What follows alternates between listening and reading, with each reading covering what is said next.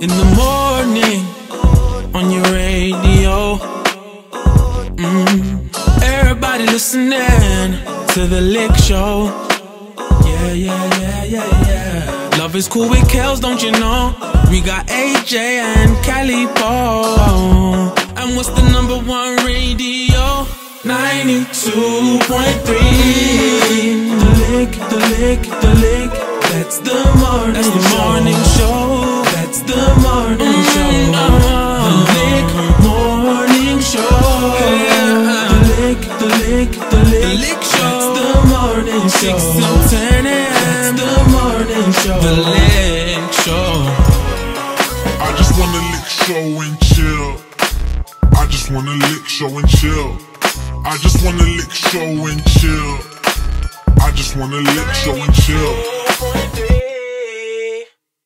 Monroe in the building. How you doing? Hello, Kels. How are you? Look at her. So look, we do a thing called the L.i.c.k lesson on the L.i.c.k morning show. I don't need no lessons in licking. I can teach you a couple of classes, but I definitely don't need no lessons, bro.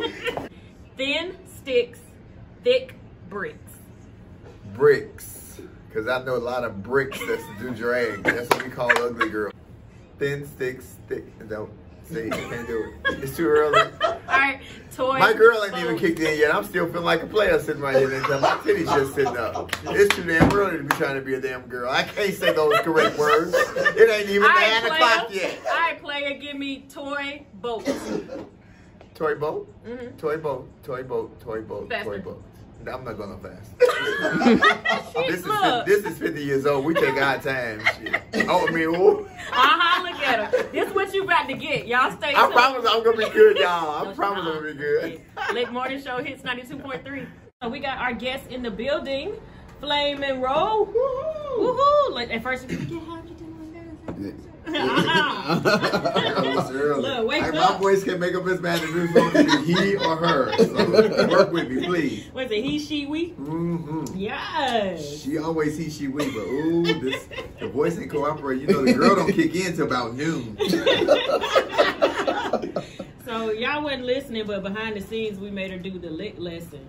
And yeah, it wasn't working out too well. It's too early. I ain't doing it fast. So yeah, you don't want to try that again. No, you done with that? We had the whole different definition of L.i.c.k. Your definition is not the same as my definition. I was L.i.c.k before I came, That gets so everybody. That gets everybody every single time. So how you doing this morning? I'm good. I'm good. Thank you guys for having me. Oh, I brought y'all some gifts. See, I brought gifts. I'm a gift giver. I brought fans for the I didn't know you was gonna be here, girl. So technically, I gotta bring you one back. Here you go. I brought one for you. Hey, I use like this in church. Y'all can use y'all in church. You can't take yours to church. I can't. Because yours says what mine says. Take it the other way. You're going the wrong way. If you gonna pop this, you gotta say bitch after this. Whenever you want to change the narrative of a conversation, or you want to shut somebody up, and you don't want to hear, you just okay.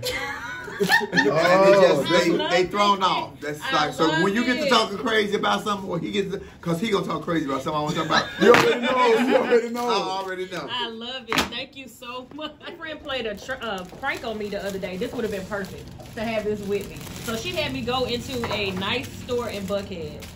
Shirts, like at least $400 is like a cheap shirt in there. And so the prank was to make it seem like she was stealing. And they called her in the back, and they're like, they saw me on the camera too, just to see what my reaction was. And yeah, I turned up. But yeah, this would have been perfect. I would have just pulled this out like, y'all got me messed up. And kept it like that. $400 for a shirt, I can't afford that. I don't know nobody who deserves no $400. Well, yes I do. Yes I do. I had to think about it for a minute. So tell us what you're in Atlanta for. I am here with AHF, which is AIDS Healthcare Foundation. They hired me back in September to be the host of this campaign that they're doing. It's an International Condom Day campaign, and it's done annually. So last year they used somebody else, and this year they hired me, and it has been a great experience. Very rewarding as far as working with these kids, these dancers. They're all 20-something, amazing dancers. The cause is great.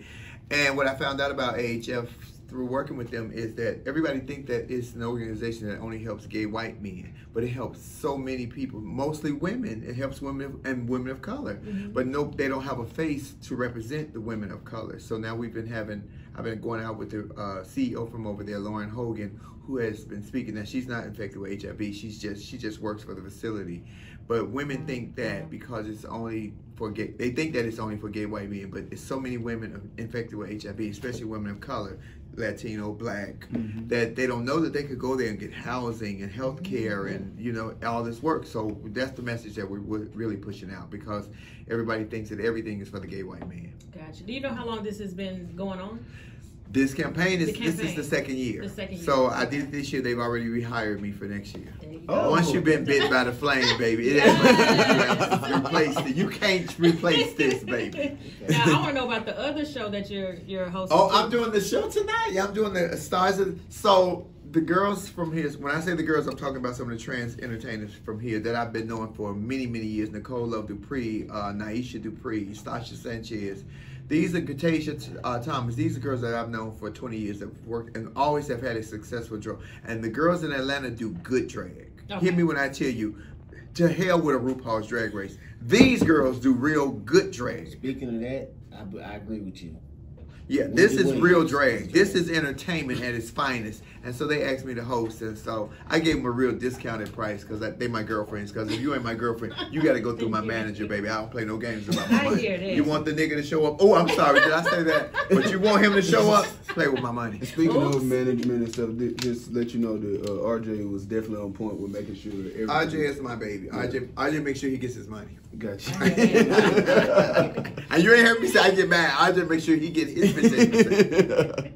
So back to the drag show, I'm sorry. So it's at the Heretic tonight. I think the show starts at 11. It's going to be a great show. If you guys don't want to come out and hang out at the show, you're going to be very entertained. I'm hosting. I might say some real ignorant stuff that I can't say right here at 92.3. But hey, and it's only $10, and you won't get me for $10. No place. Oh, so you better. Well, tomorrow you get me for free. How about that? With the campaign, you get me for free because you order your tickets off ahf.org/ICD.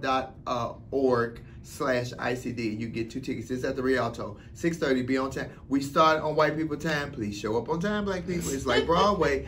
Once the doors are shut, you out. You're already on for next year. Like, how does that work? Like, I know like contracts and stuff like that, but do they typically change the host every year? Well, last year they used somebody else, but they changed that host out for me. Flame is here to stay. You know what works? Showing up on time. Yeah. As a people, you know we're horrible with that. Yeah. But people watch you. Showing up on time will make or break you getting a job, for real. Because people feel like you can't be there when they need you. Showing up on time, doing your job, being compliant, and not being argumentative and combative at work. All of that will stop you from moving further. Let me tell you the experience that we had yesterday. We went to a beauty supply here yesterday, a wig store over by a Waffle House. Don't ask me the name of it. But the guy was working behind the register, was a black guy, and there was another black guy. They were having a conversation, and the Korean guy who owned it was at the register. So when the black guy was talking, there was a lady in here with her kids. You know, women, as women, I said that we go to the beauty supply with our children. So they're having a conversation. He just dropping expletives. But the Korean manager is right there. So in my head, I'm thinking about this is just systemized race, not even racism. It's you keeping yourself there because had the boss said, don't use that language you at work, it would have taught this young brother that you got to learn it here in order to get to the next level. Because if you do this here, you're going to do it in corporate America. Exactly. Corporate America is going to send your ass back. But if you don't learn it here, you're going to take what you learned here with you. You can't do everything that you do in this arena in the next arena. Exactly. But we haven't learned that as a people, which is why sometimes we just, and when you try to talk to somebody, and I wanted to call them out and say, dude, listen, let me explain this to you, but I ain't want my head crashing. These young millennials are angry, and they combative. They don't want to fight. They just angry and frustrated. And I can go. I just can't go long like I used to because I did 50. But I can still go. Please don't let these titties fool you. 50? You keep saying that, and I don't believe you. It's black don't crack, baby. Yeah. You know they say we can't even catch coronavirus because we got melanin in our skin. Yes. Don't believe the hype. They said the same thing about AIDS in the 80s, and guess what? Oh, they said black people couldn't. They said only white men who go to bookstores and bathhouses catch it. Until about 20 of my black girlfriends started dying from it. Then we knew it was real. Then it was real. Speaking of the coronavirus, not to touch on it for a long time, but I don't know. I don't believe in it. Like, I don't think it's real because every year it's a different disease. It's a different something. And then it goes away. You never hear about it again. I feel like this is just another one of those things to get people to go to the hospitals, to go to their doctors, to put more money in the pockets because maybe it's low on something. That's what I'm thinking. Do you understand that when they drop this coronavirus is a week before, tomorrow is Super Tuesday? Do you understand that this is right? What's Super Tuesday? The fact that you asked me that, I want to throw my phone at you. I know, just tell me. After you throw it at her, then I'm going to just be quiet because I don't know either. Are you serious? It's voting. I didn't know that's what they call it. I know. And people don't think that Super Tuesday is important, but Super Tuesday really shows you what the outcome is going to probably look like when we do go into the polls to vote. Gonna be in Yes, and I'm telling you. Yeah, we never called it Super Tuesday. I just knew to go vote. Yeah. No, but there's Super Tuesday, there's Election Day. But I just knew to go vote, though. I didn't know what they called it. So now I know Super Tuesday. So you feel like all of this was done to get people... everything is a decoy. Everything as a black people, we did not listen. As a Democratic people, we didn't listen to Nancy Pelosi when she said we are not ready to impeach. She wasn't saying that they didn't have the goods on him. She was saying we were not ready because we're all over the place, which is why we're not. And I'm sad to say, it looks like we're going to lose again. Oh yeah, no, I'll tell you right now. First of all, he's definitely going to win again. He's definitely winning. No, he's winning. I'll put money. The reason why I say that because I ain't even got no money. Remember when Clinton was impeached, but he wasn't removed, but he was impeached, and right after that, then the Republicans. That's when George Bush came. So I do think that maybe it'll be a change Bill of power. Clinton did 2 terms. Yeah, he did. No, I know that. I was talking about Al Gore was right. No, listen, I'm not dumb, bro. Listen, I'm saying Bill Clinton when Al Gore came, he was running right after him, and you would think that because he was connected to Clinton, nobody was checking for him. Until we get a candidate that just sees a target, one target, we're going to be out because the Republicans see one target. They want the money and the power. They don't want anything else. Meanwhile, we fighting over, and I'm talking about my community right now, we fighting over pronouns and bathroom rights. Mitch McConnell and Donald Trump have appointed 8 new federal judges in play while all this smoke and mirrors is going on about this impeachment that we knew was not going to.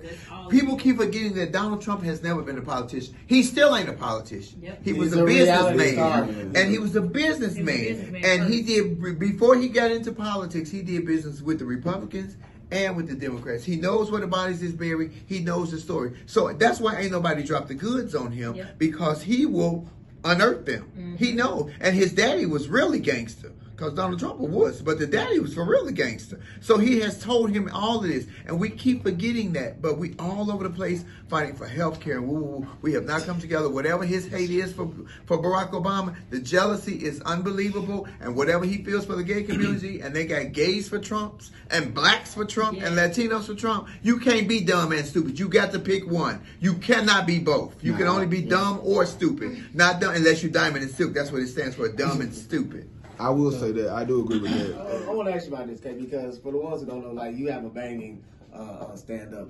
Definitely. right? Thank you. With Tiffany Haddish, right? Yes. And they ready. They ready. Episode 2.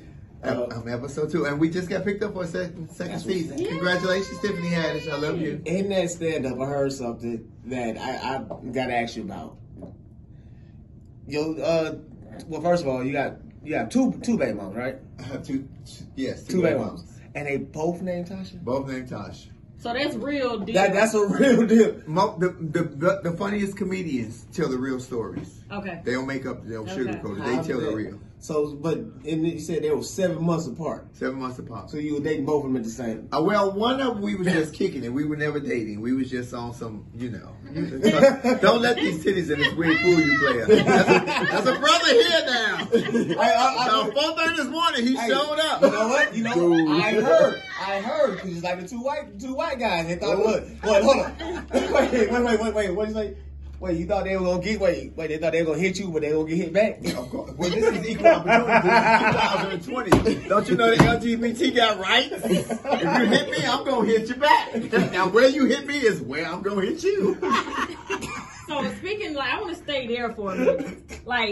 did you have like serious baby mama drama? Because you have two that are the same age. Oh my God, like you wouldn't believe. But it was never about money or daycare, like I said, and especially it was always about something else, something real crazy, jealousy. Over the other one. That, and then I work in the public, so people love to embrace me, hug me, and lesbian women and very masculine women adore me. So they have no problem with throwing their boxes at me. They don't throw their panties at me; they throw their boxes at me, and I catch them. So it was just a lot of that, but. My son's mom, who's the oldest, that was the first Tasha, she didn't even want to have a baby. She had a baby 2 years prior to meeting me. And so I was like, well, if you just have them, I'm done. Because I only wanted one baby. Okay. But I met the other Tasha while pregnant with the first Tasha. And I fell in love with that Tasha day one. Okay. That was the love of my life. That's the one you couldn't shake. That's the baby. That was going to have you in the construction working. The titties was about to get cut off. I was about to go up beer. Y'all don't know. I'm telling y'all, I was about to revert back. Hold the sign. Hold the sign on the construction right here in Atlanta. I ain't been the only brother sprung. Lots of brothers sprung. Prince Harry sprung right now, but we can get to that later. Dude. Wow. He announced his throne. Right, and she was always a lesbian. And I was always a very fair person, like, because this is who you were. I don't have a vagina. So if you need to go do what you need to do, you go get your freak on and come home. I don't want to know. I don't need to see no tattoos of nobody's name on you. I don't want the emotional connection. Because what people don't understand is cheating is an act. That's just an act. Mm-hmm. But when you continue to communicate with that person after the cheating, and there's an emotional attachment, you can't fight that. Exactly. You just it don't cannot even have fight to be that. anything sexual. No. Yes, you can't fight that. So, and some men get sprung. I wasn't the only one sprung. Steve Harvey, the dumbest man on the planet to me. Steve Harvey cheated on the first wife, got married, cheated on the first wife with the second wife, marry her, cheated on the second wife with the third wife, marry her. Instead of writing a book saying, act like a woman, think like a man, you should have wrote a book called Talk to Your Daughter. Ooh, shots fired. I just had to slide and I went in. Hey, you know what? Talk to your daughter. Got the fan on it, bro. Got the fan on it. And I jumped. You're too big to be jumping. My baby, J. Anthony Brown works with Steve. I love J. Anthony Brown. God, I love J. Anthony Brown. He's a good dude. So who is your favorite person to work with? Tiffany so Haddish. Is she exactly how she is on TV? Exactly. I feel like genuine. she is. Not all the ghetto that you see, a lot of that is an act. Tiffany's a very intelligent woman. Mm-hmm. Super smart and business savvy like you wouldn't believe. And believes in not only making money, but helping other people to make money. She is catapulting so many careers, including mine. So can you take us back to that moment? Because on there in the beginning, you said that she told you she was coming back to get you. Well, I met Tiffany 10 years ago, 10, 11 years ago at the comedy club, but that's not what she told me. I taped the TV show Botched. Okay. And they fixed my boob because the left one was all gangbanging and hanging out, dangling to the side like a Christmas ornament. And so Tiffany introduced me because when we had the reveal, I asked her what she introduced me, and she did. And she just saw how the audience this was at the drag show. I wasn't doing stand-up. I was still doing stand-up, but not at this club. And she's like, Flame, people just adore you. She said, when I make it, I'm going to come get you. Now, mind you, she had taped Girls Trip already, but it had dropped. Okay. So I told the producers at Botch, because Tiffany was she had the audience screaming. She was just electrifying. And she said, Flame, when I make it, I'm going to come get you. And I heard it a lot. Mm-hmm. So I never doubt her because Tiffany was always 100 with me. She brought my kids to dog for Christmas. She would come to my house for barbecue. She was a good girl all the way around. But when it happened, it happened. So how did it happen? Like, she come knock on your door like, hey, come on. She called me like 8 months before. She said, get your 30 minutes ready. I got something for you. That's all she said. Wow. Get your tight 30 minutes ready. But this was 8 months prior too. Right. Because Hollywood is hurry up and wait. So they'll tell you something in a year, and then a year later you won't hear nothing, and then they'll call you 3 days before. We ready in 3 days. Are you ready? It's because you didn't push it off to the side. But it's like that. But I was ready. And they was ready. They ready. And it just really 190 countries. It did a lot for my career. Like 190 amazing. countries? Netflix is in 190 countries. Wow. And it's on right now. It's on right now. So if you're listening to us, you can watch it. And I remember seeing you before, but I saw you to know who you were on They Ready. And then that's not shady and then just how you said that she's helped so many people. Mm-hmm. But in They Ready, we're talking about you know, you just said one of the Tashas already had a baby, and then you said that you were a single parent. So is that where you got the baby came from, like from that Tasha? No. So my son, I feel just like done. And we have a good relationship. Mm-hmm. He talks to her every blue moon. He doesn't see her because she lives somewhere else and we live in California. Now the other Tasha, my love of my life, because I've been in love with a man, I've been in love with a woman, so I'm a complete person. This Tasha, we were madly in love, so there was a lot of drama. But she, like I said, she was a lesbian, and she fell in love with a girl. They moved off, married the girl, and they had a baby. And my daughters are with me. We have a mutual respect for each other. We don't co-parent. I'm all the parent all the time. Okay. I wish we co-parent sometimes, but she's still doing her thing with somebody else. And I feel like her wife is jealous of my daughter's relationship with their mom because my baby mama is playing daddy to somebody else's daughter. Yeah. So it's kind of strange to have your daughters come calling you mama when this girl is calling you daddy. So my daughters ain't gonna change for nobody. They got my mentality, my mouth, and my strength. Gotcha. So fellas, when you run up on the Izzy and the Zeddy, you better be prepared. I like it. Look, what's I don't even want to speak to Izzy and Zeddy now. I'm nervous. So I'm like really curious. I'm sorry, just to stay on that real quick. I'm really curious. Like, you were like this when you met both Tashas. Yes, I've been like this for 30 years. Okay. That was my question. And I've never had to change for my children because this is who I was already. They were conceived, I was like this. So, and it was just me. And I didn't want to be one of those because I had a choice. As I did a comic view in 2005 and Cheryl Underwood and I had a big rip on the show. Yes. Everybody thought that was a nail in the coffin in my career, but nothing was further from it. My phone would ring like you wouldn't believe. Yeah. But I had a broken heart. My baby mama had left. I had a 3-month-old, a 3-year-old, and a 3.5-year-old by myself. I couldn't have given them to my mom because my mom was no. Couldn't have given to her mom because her mom was no. She was gone. I had 2 options. Give my kids to the state, put my comedy career on the back burner. I wanted to know my children. I wanted my children to know me. I didn't want to be one of them daddies that show up on Christmas and on the birthdays or send a check and they see me on TV. People say, your daddy's a drag queen, your daddy is... My children know exactly who I am and I know exactly who they are. I love How many men can say they know exactly who their children are? Not a lot. Exactly. I know And I know their favorite colors. I know their schools. My children's book will be out Friday. I wrote a series of children's book. It's called My Daddy's Work Shoes. Because I took my youngest daughter to the fireworks when she was 3, and she said, "Oh, they look like my daddy's work shoes." So I thought to myself, all men wear different shoes to work. I don't look like a typical father, but that does not make me a typical father. In fact, I'm very hands-on, and I have full custody of all 3 of my children. Wow. So it is like, this is me. I'm doing my thing. So when people say discredit, like, what your kids call you, mom or dad? Why would they call me mom? They have mothers, and they know who their mothers are. They know exactly who I am. I'm their father. People say, well, you're not the typical looking father. What does a typical father look like? He's a provider. I do everything I'm supposed to do responsibly as a dad. I raise hell. I pay all the bills. They spend my money. I'm more sweeter to my daughters than I am to my son. But I teach my son that the first law of being a man is being responsible.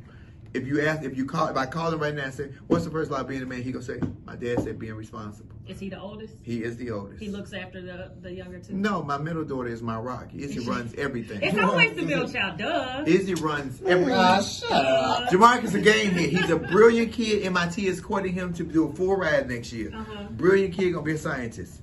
But Gaming. I'm trying to figure out that middle. Am I considered the middle child? Because I was number 3 and there's 4 of us. So it's like 7 of y'all. I'm talking about in Mama's house. In Mama's house, it was only 4 though. Then you one of the middle child, yeah. But no, you just said something, and I'm happy that you said it because it just jogged my memory a bit. I remember the Cheryl Underwood. It was Comic View, and I think you may have called her ugly or something. I called her Wesley Snipes. It was something like that. Then she came back. She looked like Wesley and Snipes. Cheryl came back and was like, you got what? I mean, I got what you trying to get. I remember that, but I never put the 2 together that was you. So can you talk about that for a minute? Because I remember that. Well, it was just a different time. And it was just a different time. And Cheryl and I just was up and had a rocky roll relationship. We're great now. Okay. And she was really taking a lot of digs at a bunch of comics. So I knew my time was coming. So I just took a dig at her first. And mine was done in fun, and she just went ballistic. Yeah. But that was the greatest ratings that BET's Comedy View had in the 14-year season, a 14-year history.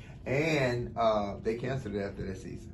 Oh, dang. I definitely remember that. Like, went out with a bang.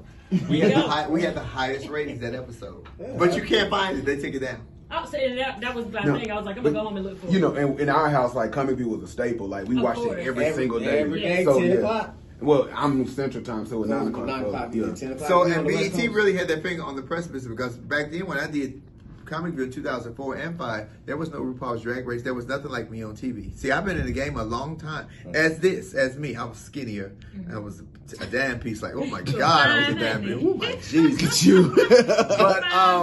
But what happened was, you know, as a black people, BET didn't even push me out as a transgender comedian. They tried to show me as a woman. Now, mind you, I was bad when I was young, but I ain't never been convincing because we got some convincing girls that look like girls that you will never know. I was never one of those girls. Gotcha. And I accept that, you know, in my life. I was young, I was a monster, but I was never passable. So they tried to advertise me as a woman. Oh, wow. As opposed to saying trans, because they could have been like the first transgender comedian and made history. They didn't want to. Child, you know, black folks scared to death. I was just about to say that until You like know we everybody's scared doing yeah, until everything's everybody else wrong, doing it. it's not right, it's da. So We in the Bible, look, girl. Let me since see we how many on, demons I can pull out tonight. talking about how fine you are and all of that. We're gonna have a sister moment right now, so y'all just hang tight. Well, you know, I can adapt. I can go with you, and then I can roll Right. with the fellas. I'm just letting you Look, know. they ain't gonna be able to even get in on this one. Okay. Breast implants. I want some. Why? Oh, this is a nice bra. It keeps it up. And when I take the bra off, they go down. I want them to stay up all the time. Did you just swallow? Live long enough. I just laughed because she's But I stupid, want bro. to talk about breast implants. though. Live What's long the enough, they're good, gonna go bad, down ugly? anyway. But that's okay. I'll wait till I get to long enough. Oh, okay. Good, bads, and uglies on the implants. I'm gonna say good, but I don't think you need them. Nah, I don't want to hear that. I just want She's to know. getting them. Yeah. She's getting them. my mind is made up. Okay. So what's the procedures like? Tell me. I want to know about it. Well, I went to Dubrow because, you know, Bonch did my boobs. So he did really great boobs. They got a new teardrop silicone bag. It's really good because my boob was really screwed up and I didn't even realize because I wasn't in no pain or anything. Just don't get them too big because then they're going to be hard. Okay. Because, you know, they're going to be like tennis balls stuck in your chest. Okay. Even though the new teardrop shape is nice, but don't get them too big because then they're going to just be really tight. And they're going to look unnatural. Then you're going to look, it's going to look real You creepy. know, like a And that's the bimbo. thing. Like, did you research or was somebody recommended? Because I'll you say, know what? I'm not meaning to throw shade, but it's like everybody on Love and Hip Hop went to the same person, and them things don't be looking right. That's what I'm telling you. See, you got to find a good doctor. I'm telling you, you should reach out to Dr. Dubrow from Bunch because he does private practice outside of doing the TV stuff. And he does great work. But he And they give you. might be expensive. Well, I'm sure my boobs were $20,000, but I got them for free because I did the show. But you can go do the Let me see if I can go on and get on this show. Recommend me, girl. Recommend me. I got propofol. I know why Michael Jackson died from propofol. I do understand why he died from that. Why? It was the best sleep I ever had in my whole life because she lived somewhere else and we live in California. Now, the other Tasha, my love of my life, because I've been in love with a man, I've been in love with a woman, so I'm a complete person. This Tasha, we were madly in love, so there was a lot of drama. But she, like I said, she was a lesbian and she fell in love with a girl, moved off, married the girl, and they had a baby. And my daughters are with me. We have a mutual respect for each other. We don't co-parent. I'm all the parent all the time. Okay. I wish we co-parent sometimes, but she's still doing her thing with somebody else. And I feel like her wife is jealous of my daughter's relationship with their mom because my baby mama is playing daddy to somebody else's daughter. Yeah. So it's kind of strange to have your daughters come calling you mama when this girl is calling you daddy. So my daughters ain't gonna change for nobody. They got my mentality, my mouth, and my strength. Gotcha. So fellas, when you run up on the Izzy and the Zeddy, you better be prepared. I like it. Look, what's I don't even want to speak to Izzy and Zeddy now. I'm nervous. So I'm like really curious. I'm sorry, just to stay on that real quick. I'm really curious. Like, you were like this when you met both Tashas. Yes, I've been like this for 30 years. Okay. That was my question. And I've never had to change for my children because this is who I was already. They were conceived, I was like this. So, and it was just me. And I didn't want to be one of those because I had a choice. As I did a comic view in 2005 and Cheryl Underwood and I had a big rip on the show. Yes. Everybody thought that was a nail in the coffin in my career, but nothing was further from it. My phone would ring like you wouldn't believe. Yeah. But I had a broken heart. My baby mama had left. I had a 3-month-old, a 3-year-old, and a 3.5-year-old by myself. I couldn't have given them to my mom because my mom was, no. Couldn't have given to her mom because her mom was no. She was gone. I had two options. Get my kids to the state, put my comedy career on the back burner. I wanted to know my children. I wanted my children to know me. I didn't want to be one of them daddies that show up on Christmas and on the birthdays or send a check and they see me on TV. People say, your daddy's a drag queen, your daddy is... My children know exactly who I am, and I know exactly who they are. I love How many men can say they know exactly who their children are? Not a lot. Exactly. I know And I know their favorite colors. I know their about women too. schools. My children's book will be out Friday. I wrote a series of children's book. It's called My Daddy's Work Shoes. Because I took my youngest daughter to the fireworks when she was 3, and she said, "Oh, they look like my daddy's work shoes." So I thought to myself, all men wear different shoes to work. I don't look like a typical father, but that does not make me a typical father. In fact, I'm very hands-on, and I have full custody of all 3 of my children. Wow. So it is like, this is me. I'm doing my thing. I'm doing my... So when people say discredit, like, what your kids call you, mom or dad? Why would they call me mom? They have mothers, and they know who their mothers are. They know exactly who I am. I'm their father. People say, well, you're not the typical looking father. What does a typical father look like? He's a provider. I do everything I'm supposed to do responsibly as a dad. I raise hell. I pay all the bills. They spend my money. I'm more sweeter to my daughters than I am to my son. But I teach my son that the first law of being a man is being responsible. If I call him right now and say, what's the first law of being a man? He gonna say, my dad said being responsible. Is he the oldest? He is the oldest. He looks after the younger two? No, my middle daughter is my rock. Izzy runs everything. It's always the middle child, duh. Izzy runs everything. Shut up. Jamarcus a game here. He's a brilliant kid. MIT is courting him to do a full ride next year. Brilliant kid, gonna be a scientist.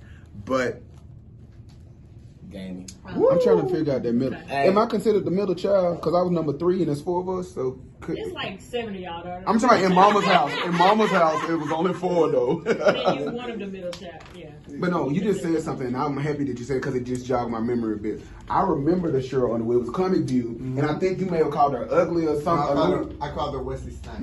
It was something like that. And then she came But back. she looked like Wesley And Snipes. Cheryl came back and was like, you got what, I got what you trying to get. I remember that, but I never put the two together that was you. So can you talk about that for a minute? Because I remember that. Well, it was just a different time. And it was just a different time. And Cheryl and I just was up and had a rocky roll relationship. We're great now. Okay. And she was really taking a lot of digs at a bunch of comics. So I knew my time was coming. So I just took a dig at her first. And mine was done in fun, and she just went ballistic. Yeah. But that was the greatest ratings that BET's Comic View had in the 14-year season, a 14-year history. And they canceled it after that season. Oh, I dang. definitely remember that. Dang. Went out with a bang. We had the highest ratings that episode. But you can't find it. They took it down. Oh, so that was my thing. I was like, I'm going to go home and look for it. You know, in our house, like, Comic View was a staple. Like, we watched it every single day. Every day, so, 10 o'clock. Well, I'm Central Time, so it's 9 o'clock. 9 o'clock, yeah. 10 o'clock. So, and BET really had their finger on the precipice, because back then when I did Comic View in 2004 and 5, there was no RuPaul's Drag Race. There was nothing like me on TV. See, I've been in the game a long time. As me, I was skinnier. I was a damn piece. Like, oh my God, I was a damn piece. Oh my Jesus, you. But what happened was, you know, as a black people, BET didn't even push me out as a transgender comedian. They tried to show me as a woman. Now, mind you, I was bad when I was young, but I ain't never been convincing, because we got some convincing girls that look like girls that you will never know. I was never one of those girls. Gotcha. And I accept that, you know, in my life. I was young, I was a monster, but I was never passable. So they tried to advertise me as a woman. Oh, wow. As opposed to saying trans, because they could have been like the first transgender comedian and made history. They didn't want to. Child, you know, black folks scared to death. I was just about to say that until You like know we everybody's scared doing it. it, Until everybody else wrong, doing it. it's not right, it's da-da-da-da. So We in the Bible, look, girl. Let me since see we how many on, demons I can pull out tonight. talking about how fine you are and all of that. We're gonna have a sister moment right now, so y'all just hang tight. Well, you know, I can adapt. I can go with you, and then I can roll with the fellas. I'm just letting you Look, know. they ain't gonna be able to even get in on this one. Okay. Breast implants. I want some. Why? Oh, this is a nice bra. It keeps it up. And when I take the bra off, they go down. I want them to stay up all the time. Did you just swallow? Live long enough. I just laughed because she's But I stupid, want bro. to talk about breast implants. though. Live What's long the enough, they're good, going to go bad, down ugly? anyway. But that's okay. I'll wait till I get to long enough. Oh, okay. Good, bads, and uglies on the implants. I'm going to say good, but I don't think you need them. Nah, I don't want to hear that. I just want She's to know. getting them. Yeah. She's getting them. my mind is made up. Okay. So what's the procedures like? Tell me. I want to know about it. Well, I went to Dubrow because you know Botch did my boobs, so he did really great boobs. They got a new teardrop silicone bag. It's really good because my boob was really screwed up and I didn't even realize because I wasn't in no pain or anything. Just don't get them too big because then they're gonna be hard. Okay. Because you know they're gonna be like tennis balls stuck in your chest. Okay. Even though the new teardrop shape is nice, but don't get them too big because then they're gonna just be really tight and they're gonna look unnatural. Then you're gonna look. It's gonna look real good. You know, like a bimbo. That's the thing. Like, did you research or was somebody recommended? Because I'm not meaning to throw shade, but it's like everybody on Love and Hip Hop went to the same person, and them things don't be looking right. That's what I'm telling you. See, you got to find a good doctor. I'm telling you, you should reach out to Dr. DeBro from Bunch because he does private practice outside of doing the TV stuff. And he does great work. But and they give you might be expensive. Well, I'm sure my boobs were $20,000, but I got them for free because I did the show. But you can go do the show. Let me see if I can go on the show. Recommend me, girl. Recommend me. I got propofol. I know why Michael Jackson died from propofol. I do understand why he died from that. Why? It was the best sleep I ever had in my whole life.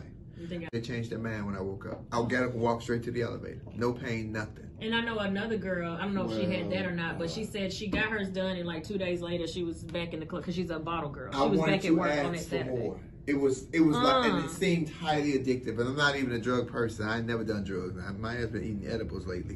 That's Hope Flood. Hope Flood and Liddell Campbell got me hooked, y'all. I'm telling you, Hope Flood and Liddell Campbell is the devil. Those two are two sisters, but they get up the devil, baby. We were on our way to do a show one night driving. It was some country town. And Hope was like, Flame, what's wrong? I was like, I'm a little nervous. We're going to this old black club and I'm scared I don't want to know what's going to happen. She was like, here, take this to take the edge out. So Hope gave me one, Lunel gave me two. They were chocolate covered blueberries. They said I had the best set of my whole life. I don't remember a damn thing. That's normally see, I told you that's why I don't remember nothing. Can we talk about that real quick? Because you just said that you were on your way to a black establishment and you were nervous. What is the reception in some of the comedy clubs that you like? Some of the things that you've experienced while you're on stage or getting ready to perform? I think the scariest club I ever did was here in Atlanta when I did the Uptown years ago on a Sunday night, which was the baller night, the gangbangers, the strippers. I watched them boo. This is actually online right now. I watched them boo two people before I went on. So the guy who was the manager at the time, his name was Hank, came in the back. He said, "Flame, you ain't got to go if you don't want to," because they rallied. But the man in me was like, "Well, this is what I said I wanted to do. So I'm going to run every time it's scary." I went out there and killed it. Because I was not afraid. Yes, I was afraid, but I wasn't scared. Fear is not going to stop me from making money or not going to stop me from doing what I want to do. You can heckle me. Heckle me would have been even better because the mouth is loaded. And I think what sets you apart from everybody is because you're so relatable to literally both genders. And the fact that a lot of backlash that from my community because I'm so relatable to both genders.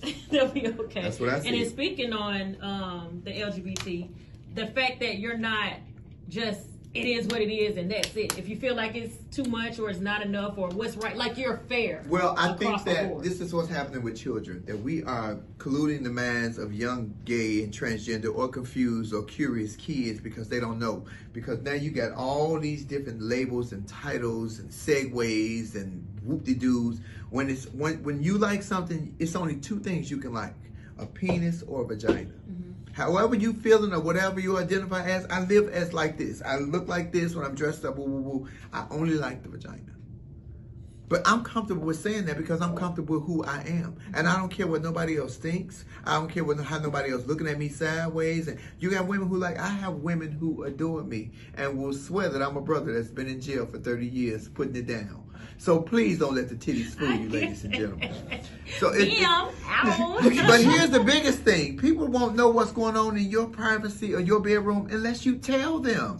I don't care what it looks like on the outside. My business is not your business. It's yours, ain't mine. Unless you decide to tell it to me. Then you putting yourself out there. You don't got to know what I'm doing. That ain't your business. How you doing, Miss Johnson? I'm fine. How you doing, Miss Parker? Or Mr. Parker, however you feeling that morning. I'm fine. Because that's it. I ain't got to disclose nothing that I don't want to. The internet is and as wonderful as it is, it's a demon. And it's killing relationships, people, children, these kids need to put these phones down, put their dukes up. I said the same thing. Because this is a coward. This is a coward society where we go to jail. Parents can't whip their kids. I'm talking about the kids don't even fight anymore. They just get on Facebook and somebody say, I hate you, and then 100 people agree with that, and then they go commit suicide. I'm sad to say, because ain't nobody's skin thick. Yeah. Wrong generation. Y'all should have been back in the 70s. Y'all would have had to get with it or get out. Exactly. My 80s, baby. Oh, I did some things in the 80s. The 80s was good too. Things. We thugs. We thugs. So 20 years in the industry. You've seen it all. I have. You've done it all. Not been yet. through it all. I've been through it all, but I haven't done it all yet. I'm working on it. Do you feel like this is your time now? I feel like I'm on a reparations tour. Because so many people wouldn't work with me because of what I look like. And so many people would stop me from working because of they didn't agree with who I was or my lifestyle. That I'm just making back the money that I missed out on. Because they could, like George Wallace told me many years ago, Flame Monroe, they can delay you, but they can't deny you. Oh, I'm going to use that. That's Who said that? George Wallace, comedian George Wallace, told me that many years ago at the radio station in Chicago. Because he knew.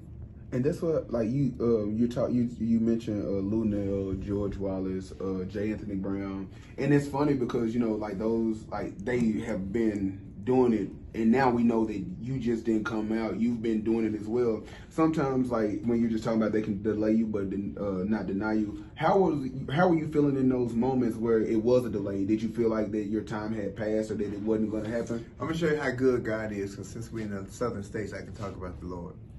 I backed away from comedy for 5 to 7 years to take care of my children when the baby mama left. I was angry, I was hurt, I was broke. Every emotion you could think, because women always say, oh, men don't feel nothing. You have no idea that men go through everything that you go through. They just don't publicly put it out as much. They're not as emotional as women publicly, but men cry in the dark like you wouldn't believe. Sometimes in church. Baby, you think they crying for the Lord, they crying because the mother then walked out. The pool pit. So I backed away. I was the only transgender comedian that worked mainstream at that time. I came back 7 years later. I'm still the only transgender comedian that works mainstream. That's what God did for me. So, no, I never thought my time had passed. It was difficult because it was challenging. And then when you see these shows pop up like RuPaul's Drag Race, I was out 10 years before RuPaul's Drag Race was out. It only caters to drag queens, the gay boys that dress up in drag. You can't have all the shape and the body and none. You can't even. So this is when I get on my community saying that we always ask for inclusive, inclusive, inclusive. Look inside of our own community. That's exclusive. This is the biggest show on TV as far as the LGBT community, and she won't even allow trans performers. And trans performers, trans entertainers made drag what it is to this day successfully. And if you come to that show tonight, you'll see that. Oh my God! Because I didn't know, and I'm not trying to sound dumb, but I really didn't know that. It's not dumb. You're not dumb if you ask the question. So I understand that now. So just to be clear, a drag queen is just a guy dressing as a woman, and then transgender is like with the surgery and all of that. Or with breast augmentation, or living as a woman, whatever. Because my community tell you quick that I'm not a tranny. They'll tell you I'm this and that. What do they say? What are you supposed to be? I'm Flame, and I'm making plenty of money, and I hear that. That's all that needs to be said. Oh my God, that's crazy. I'm rich, bitch. That is absolutely crazy. It is disheartening that the gay community, in my community, we ask for so many things. There's so much racism and sexism and classism in the gay community, within our community. So when Dave Chappelle said what he said about the pecking order, he was very true, which I embarked on that on the Breakfast Club. And I got a lot of backlash. But as a transgender person, we are sitting on the side car. We're not even allowed to ride in the car with you all because, in my experience, gay men have outed trans women more than anyone else. Down here in Atlanta, before social media, I knew some trans girls that lived here, beautiful. You would never know. Going through the airport, there was some gay boy working at the airport. Or you go tell a coworker, that's a man. That's not real. And what did you gain from that? Exactly. What did you get? Did you get a bonus at your job? Did you get some brownie points from that woman? You get nothing. But we want to throw each other up under the bus. Until we decide to sit down and have honest conversations with each other. If I'm going to talk to you as a woman and talk to you as to a woman, or I'm going to talk to this man and talk to him as a man, and we let down this screen that's keeping us so separated between the gay community and this community or the black community, we're never going to find our way back. Yeah. Because I'm going to give it to you raw. I'm going to give it to you real. And I'm just genuine. And I see the way I pass biology. I know that this don't look like this. This one way, this the other way. That's it. We can choose to live, and this is the beauty of America. We live in a country where we have the tenacity and the wherewithal and the freedom to live whatever life we decide that we want to live. But we don't have to make a big to-do about it every time. We don't, because if we lived in Iran, we'd be beheaded. They tie your hands behind your back and super glue your booty hole and feed you laxatives and sit you in Times Square and watch you explode from the inside for being gay. Oh, in Middle Eastern countries, this is what they do to gays. But we want to have gays for Trump. If they thought Trump was a violent man the first 4 years, the next 4 years, he gonna dissolve gay marriages, take all gay rights away. He's gonna do so much harm to the country. It's gonna be real hard for us to bring our way back. I mean, he hasn't done enough already. He's killing us now. The first 4 years, he just gave y'all a teaser. Yeah, he's trying to undo right now. He ain't got a chance to really. He hasn't got a chance. He ain't been able to be the president. The next law he'll try to create is that he can do another term outside the second one. Oh, I actually said that. I said Trump be the one who come get another term, and it'll happen. You know what? He's a businessman. I had to say it. First. Someone got to take him out.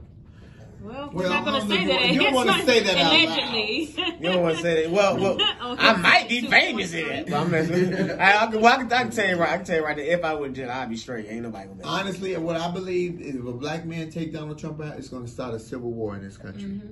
If a white hillbilly take him out, he'll just take him out. Yeah, I get that. Yeah, we are on such a powder keg right now with racism in this country, and Donald Trump did not create racism, so people please stop giving him that credit. He pulled the blanket back further though, so you can see the DNA is exposed because people have really gotten thick in the chest. The police have gotten very dangerous with black people. When I'm stopped by the police, I instantly put my hands out the window and try to put my titties out at the same time and say, I'm a trans woman, I'm trans, before I say that I'm a black man, because I want to get home to my children. You know, and that's real. You messed me up. I'm glad you brought that up. I was mad at you for a second when I watched your special. Please tell me why. Because my husband is an activist, right? Okay. And so we like this when it comes to the LGBT community and the black community. And I was like, no, it's equal. It's just as bad. They're getting killed for being gay and transgender and da-da-da. He was like, no, being black is worse. And then when you said that, I was like, crap. Like, dang it. So I dispute with some of my gay brothers and sisters that I work on shows with, because they try to compare the black struggle to the gay struggle, and I don't have that. I don't have it at all. If you would have done that, me and you would have had it out. Girl, I would have cussed you out real bad, because it's not even a close comparison. But I don't know. I guess I'm not in that community, but I just see it so bad just from the friends that I know. They can't even walk down the street. It's the same thing as a black person walking to an all-white establishment. They get the same type of disrespect. It is not the and he same. was like, We're it is not the same. 400 years of being taken from your land and used in every way possible. I used to work at a club in Long Beach, and a girl had a problem with the N-word, but they would use the N-word in my presence, and I would shut you down because these were white girls. Yeah. So one day she introduced me as, this is your favorite ninja. This is what she said. So I said, you should have just said the word. So she says, no, I wasn't going to say that. I said, well, let me educate you on the word, sweetheart, because I think you don't know. You are white trash. You have been white trash for hundreds and hundreds of years in your family. I was a commodity. I was property. I was a buck. I could make babies and make more babies and more babies. And you could do white trash. They didn't want white trash on their property. So you were nothing then, and you are nothing now. I lost my job in 2 weeks, but it didn't matter, because look at me now. Exactly. And she's still what? White trash. Still white trash. And I'm still flame Monroe. Get you a piece. Get you a piece. I love it. So yeah, I had to like literally sit down and think about like all it of bothers this, me that black people, especially young black people, my children are guilty of this as well, don't take the time to go back and look at black history to know where we came from. If you really don't know what had happened, we will repeat it again and again and again. And I'm telling you, I don't see us moving further as a people right now. We're not. No. The needle is bent. And I'm just going to say an additional thing, like I don't even know if I should, but like what I said, my husband is an activist here. And he was on a show on BET called Cop Watch America. And literally, I feel like the whole crew that he had, once he stopped or slowed down, like Atlanta itself is not a protest state. We're not going to stand for each other. Like if you want some change to happen, it's not going to start in Atlanta. It might trickle down if every other state does it, then Atlanta will probably jump on board. But you're not gonna get that here. Like what it is here, that's just what it's gonna be, unless somebody really. It has to be like more than 2 or 3 people. Because they're like, it's not enough. What we have to do as black people is stop looking for the next Martin Luther King or the next Barack Obama. You have to look in the mirror and be that yourself. Because we keep thinking that the S on Superman's chest stand for Superman. It stood for save yourself. Do that. We always want to play the victim. We always looking for an escape route. We always looking for the bow or the come up. I'm looking for the come up too. Let me stop. But seriously, every time we see somebody on TV that looks a handsome guy, he uses 5 or 6 different words in his vocabulary that we don't genuinely use in ours. We think, oh, this is going to be our spokesperson. He gonna be the next. Then it comes out that he cheated on his wife or he beat his kids, or you know what I mean? Because we don't take the time to research to say, hey, this brother been digging in hard. He got a clean record, because they washed Barack Obama. President Barack Obama. And every time they watched that fool, he came up clean. Every time. Hated it. And that is driving Donald Trump's heart to keep beating. Because he is so enthralled with how people love Barack Obama, President Barack Obama. I'm sorry, Mr. Obama, I never disrespect you for that. That he is in this crazy whirlwind in his head that he has to remove every law, every bill, anything that Mr. Obama put into play. He's just on a mission. Yes, he can't break it down. But did you see the preachers all surrounded with Donald Trump? And the black man said last week, "Are you the first black president?" This is us. These are the Stephen from Django that's selling us out, because we are an ingenious people. What y'all did not know is when they did come over to Africa, they couldn't find us up in the woods. We were hidden, and you could never find us. But they found one black fool, one Stephen from Django, and gave him a chicken and said, "Here, let me give you a chicken. Tell us where they at." He took them where they was at to capture all them. When they took them, they took him and that chicken back and took all their answers to America. And we all been slaves. And we've been selling each other out like that for years and years and years. And it is just systematically stuck in our heads. I try to teach my children that, but my children don't want to learn about black history either. They don't. They live in my house though, so they hear about it because I talk to it. But and they read one thing we had with my daughter, because she had a project to do on Black History Month, and I was glad they added new names. But I think they should know about it. Yes, like there's more to it than just Martin Luther King, and there's more to it just Malcolm X, because there's so many people past that. I think they have to. Me too. I would be on his side. I'm definitely on Malcolm X. Not talking about you gonna put the black struggle against the gay struggle, girl. Because I'm telling you right now, I almost moved this microphone across this table on you. Look, I'm windmill. Y'all might want to go. Look at him trying to get a girl fight. You better hope my dress don't get real player. You're gonna be mad. I gotta see another fight because the last fight I saw just let us down in Black History Month. So what fight? Here you go. Fury. Well, Wilder, he lost. What fight? The Wilder, he let the white boy beat him in Black History Month. That's the first time that we ever. The first time we ever had. This is the first time that we. He ain't had no choice. No, he got his ass whooped. He got loser or win like. The white guy beat a black guy during Black History Month. Because the white guy fought better. Like I've been having a lot of arguments about that. Everybody like, oh, he let that dude. You couldn't have done it. I'm not saying. I ain't saying. I would have whooped Tyson Fury. Okay. Tyson would have beat you.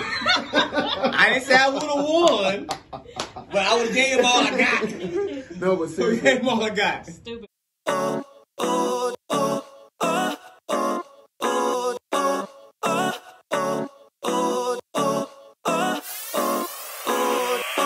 In the morning, on your radio, everybody listening to the L.i.c.k show. Yeah. Love is cool with Kels, don't you know? We got AJ and Calipo. And what's the #1 radio? 92.3. The L.i.c.k. That's the morning show. That's the morning show. The L.i.c.k morning show. The L.i.c.k show. That's the morning show. 6 to 10 a.m. That's the morning show. The L.i.c.k show. I just wanna lick show and chill. I just wanna lick show and chill. I just wanna lick show and chill. I just wanna lick show and chill.